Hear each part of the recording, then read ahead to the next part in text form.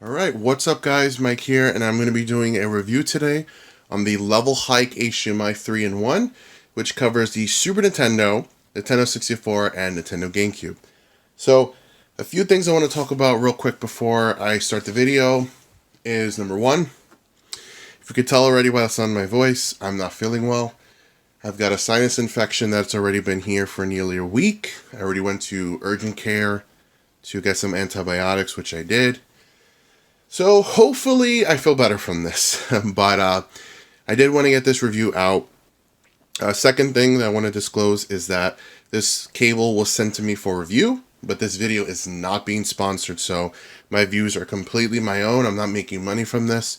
I was just contacted by the manufacturer because I already did a review, which, you know, the cable I paid for completely myself, which was the PS2 one, and they wanted me to review this one, which I'm happy to be able to do because the N64 is a system that actually really means a lot to me. So like I said, this does support the Super Nintendo and the GameCube as well, but I'm going to mainly be focusing on exclusively focusing on the N64, and that's because, one, there are a lot of avenues to record and upscale GameCube and Super Nintendo on different consoles, different things like that, but I feel with the N64, it's kind of that rare beast where if you're not using an original console, the only real way to make it look good without these converters is an emulator.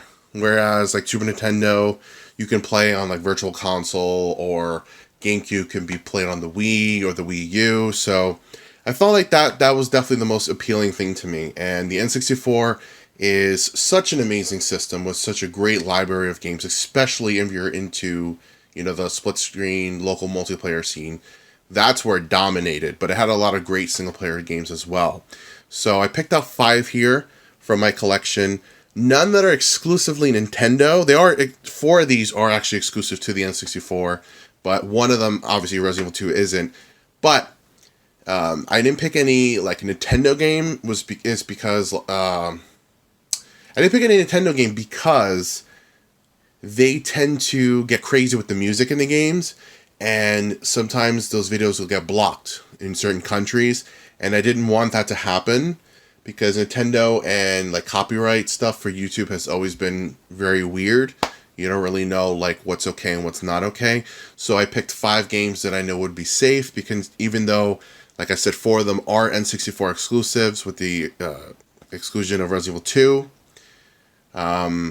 They're all great games, and you know, I felt like, you know, they still can showcase what this cable is possible, that it's capable of doing, I should say, because of how I feel. You could tell my words are coming out all over the place, but again, I apologize for that. So yeah, so what do they give you when you get this cable? So you get this, you know, fancy box. Now, it's actually really, really good packaging. You get this box, and obviously it's already open. You get this thank you card, which I'm going to show you guys right now. And also, you can get this on Amazon, which is where I get them. So it's a convenient place to get them. If you know, obviously, if you're ordering it online, which I think you only can. And they have support like Twitter and all that stuff. You can contact them. You get the card, obviously. You get a USB cable, which is right here, as you can see the ends of it. It's kind of tangled up in this one. Let me move this to the side. So you get this USB cable, which you plug into the LevelHike HDMI, which is right there, and that will power it on, give it extra power. But the interesting thing is that I noticed when I used this for the N64, and that's the part that goes into the back of your Super Nintendo, GameCube, or N64, is that it powered it on its own. It didn't need the USB. I decided to plug the USB anyway just to see if it did anything different, and it didn't. So if you don't need it, I guess you don't need it, which is cool. For some reason with the PS2, though, I actually need the USB cable, which is odd, considering this is a much weaker system than the PS2. Not sure why. And the thing that I love about the LevelHike set of cables is that they give you the option to change the aspect ratio. So you can either have it the 4:3, which is the original, or 60:9, which is stretched out, which a lot of people hate. And I think that's very important Because a lot of these cable converters, like the AV to HDMI, which is something that I've used to record a Resident Evil 2 walkthrough of on the N64, it stretches the image out and it looks awful. It already doesn't look great because of the N64. Let's be honest, the N64 graphically and frame rate wise is not a great system. It didn't age well. But it's because of these amazing games and the memories that, people still want to go back to it. And obviously, there are still some exclusives or exclusive versions of games on this console that haven't left it, like GoldenEye, like Resident Evil 2, like Beetle Adventure Racing, and Castlevania 64. So, that's what keeps us coming back to it. Obviously, you can do emulation, but, us collectors like the original consoles themselves. So yeah, you plug the HDMI in here, and then that goes into your Elgato or to your TV. Forgot to also mention really quickly, they do supply you with an HDMI cable, so if you don't have one, they give you one, which is awesome. I love that LevelHike gives you everything out of the box to get you started. So you think like, oh, I don't have a USB cable to power this on. They give you one. Oh, I don't have an extra HDMI or whatever. They give you one, which is great. And they're all the build quality of everything feels great. It doesn't feel cheaply made. I've bought a lot of converters over the years, and a lot of them are very cheaply made, and that's what attracted me to LevelHike when I bought the PS2, and I've also bought the Sega Saturn one as well, which is really good, and the quality is just really good. It's really great, so, you obviously don't want something cheap. So these games are great. I really enjoy all of these games. GoldenEye obviously is a classic, huge game for first-person shooters in general. One of the revolutionary ones of its, of all time. Before obviously Halo was then the next first-person shooter to become revolutionary. Beetle Adventure Racing, which is a really underrated racing game. My favorite thing about it is the fact that it has such a huge open world, each of the levels, that you can just, go off and discover all these secret paths and just do a whole lot of nonsense, which is great. And it being it's a licensed game, mainly just the fact that, like, they have, the Beetle cars in it, whatever. But other than that, like, I guess you could say it's one of the best licensed games. It's really good. It's a really good racing game. Resident Evil 2, which is a very ambitious port from the PlayStation version that actually does have some exclusive content. It's very cool. If you ever get the chance, look into the history of how Resident Evil 2 was made on the N64. Such an interesting story. Perfect Dark, which is my favorite N64 game. Thousands and thousands of hours you can get out of this game just with all the content. You've got, single player, story mode, which you can play co-op. You can play against each other, which is very interesting that you can basically, one player trying to go through the level and the second player trying to prevent you from beating the game. Which is, again, it's a very interesting mode. And then you got Combat Simulator, which is, simulants, like, tons of different challenges you can do, up to 4 players against AI. It's just a blast. It's such a fun experience. And, of course, Castlevania here, which most people just call Castlevania 64, which was the first venture into the 3D games for the Castlevania series, which a lot of people hate. A lot of people still hate. It's one of the things that I did hate for a long time, and then I think it took watching speedruns and just watching, like, gameplay on, like, Twitch and stuff to really get me to like the game enough to want to actually buy a copy of it. And overall, I think it's a really fun game. And obviously the second game, Legacy of Darkness, which I don't own a physical copy of. There are very cool games, and I advise, anyone to give it a shot if you're into N64 collecting. I don't remember how expensive this game was. When I picked it up, I think I bought it for like $10, which was a few years ago, so I don't know if, like, the prices really gone up. That's kind of the problem with a lot of retro collecting nowadays, is that the prices, even cart only, have skyrocketed. It's absolutely insane. It completely turned me off from collecting. I'm just not interested in spending tons of money on a game I can either get on a virtual console or just emulate. I mean, I prefer having the original, but if it gets to the point where it's just way too expensive, then, I can make that decision. And I do have the expansion pack in my N64. I do own 2 N64s. This is my second one. My first one, which I got when the N64 was still available in stores, which was the Watermelon Red see-through one, which is, I think, in storage right now. But yeah, this is what I'm going to be focusing and working on with.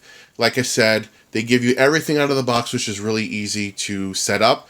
It doesn't take any, thought process. It's literally plug and play. And I recorded gameplay of all 5 of these, which I'm going to be showing on the screen right now. I'm not going to be comparing them to like AV or anything like that because I don't really have anything readily available for any of that to really do comparisons like I did for my PS2 one. But I will say that it does look good. It does look better than if you were to use AV to HDMI.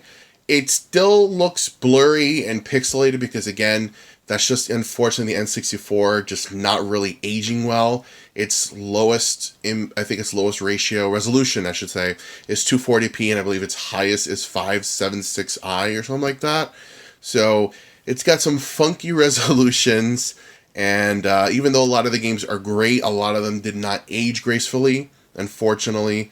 But this is an inexpensive $30 cable compared to a lot of the other ones like the Ion or the Retro Tink. There's a lot of different converters that are really good, but just very pricey. So this is more if you want a simple, easy conversion to 720p across the board that you can capture footage that you can play on your 4K or 1080p TV. And, it is definitely a step above AV, but it's not going to be those super high-end ones. But again, for $30, that's really not bad at all, especially if you just want the ability to easily play your N64, GameCube, Super Nintendo on your HDTV, especially like 4K, because we're getting to the point where these TVs are removing component.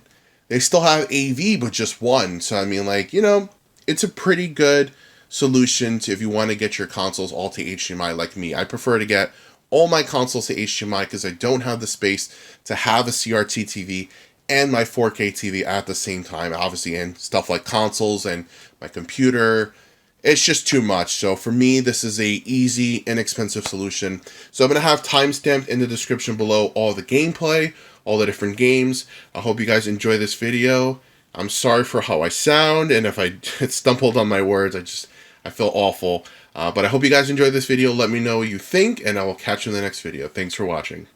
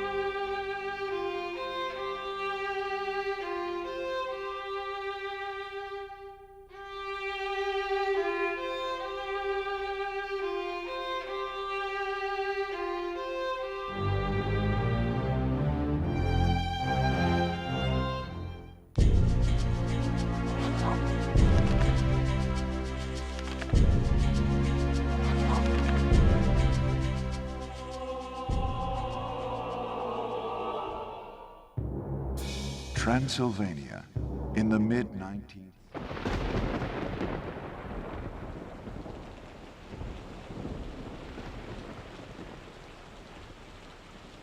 Whatever awaits, I have no regrets.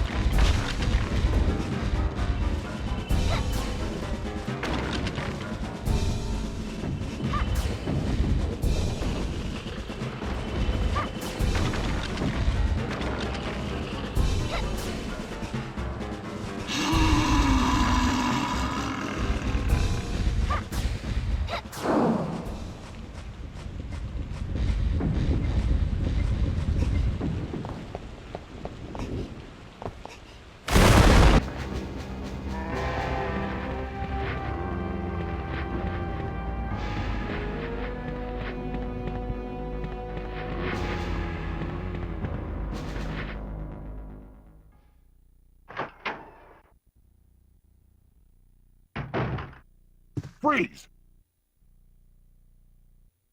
Who are you? What are you doing here? Don't shoot! I'm a human!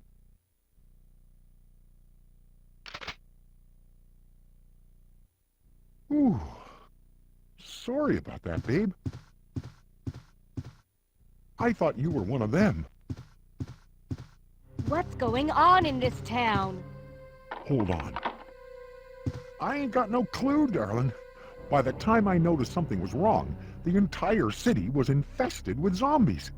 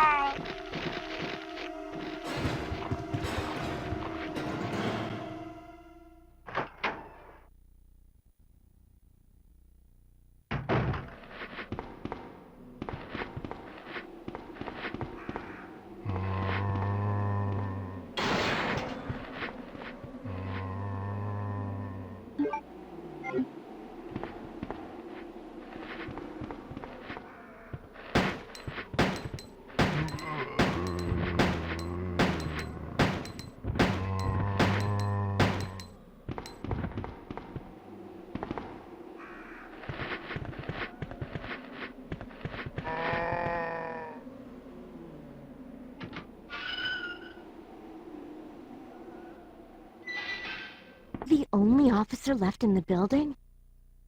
Who are you? Claire Redfield. I'm looking for my brother Chris. We lost contact with him over 10 days ago. Chris, Jill Barry. Every last STARS team member has disappeared. We should have listened to them. What happened? About 2 months ago, there was this incident involving these zombie-like creatures in a mansion located in the outskirts of this city.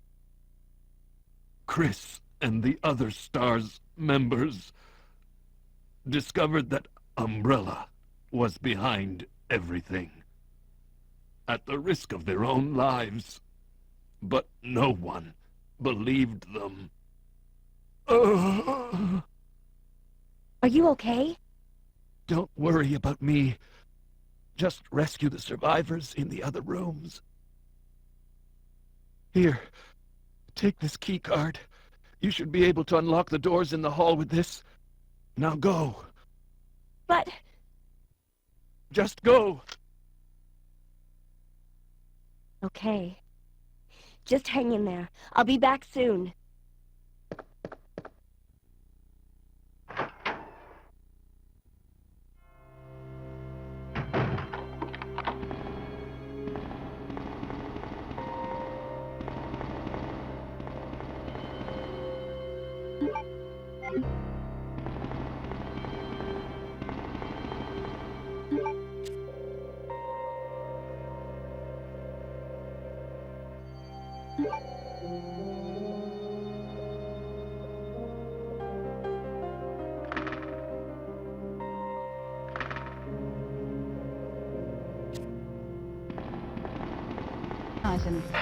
We don't have an image record, and we can't find any official files. All we have is the name. Good luck, Dr. Dark.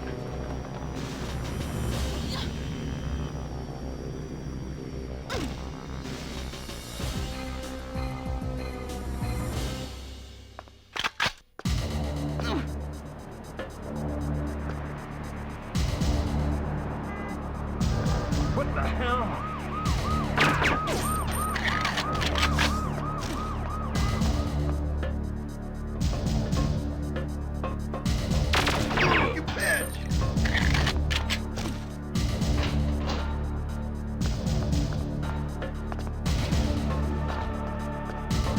Come here.